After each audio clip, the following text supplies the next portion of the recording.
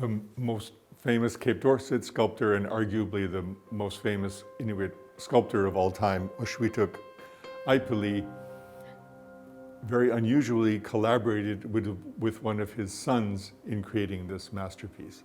OSUITOK is most famous for his caribou, usually standing or gently walking or seated. This is a rather unusual example of a rearing caribou. But the really unusual aspect of it is the collaboration with his son. OSUITOK had several children who became artists.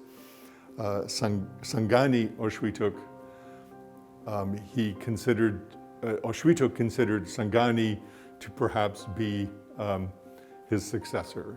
He had high hopes for SANGANI becoming a famous sculptor in his own right.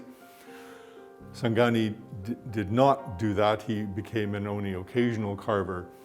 But in the mid-1980s, the two of them were working together. SANGANI was learning from his father OSUITOK, and they actually worked on this piece together. We were certain that the work was actually by OSUITOK until we discovered a very faint signature underneath. We were looking for OSUITOK's signature and found SANGANI's instead. And that is how we realized that, in fact, it was a collaboration between the two artists, because stylistically it is almost pure OSUITOK. The beautiful, elegant overall pose, the gorgeous head and arching neck, the fabulously carved antlers, all of these are classic OSUITOK stylistic features.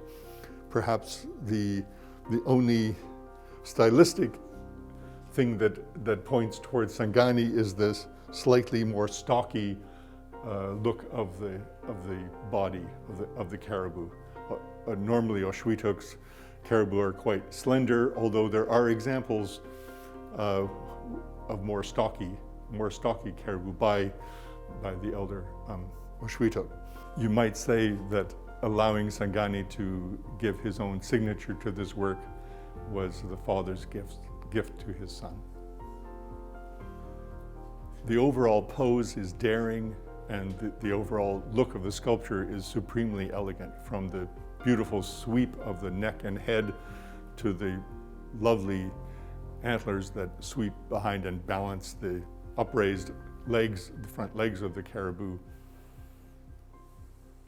It's a daring, beautiful work.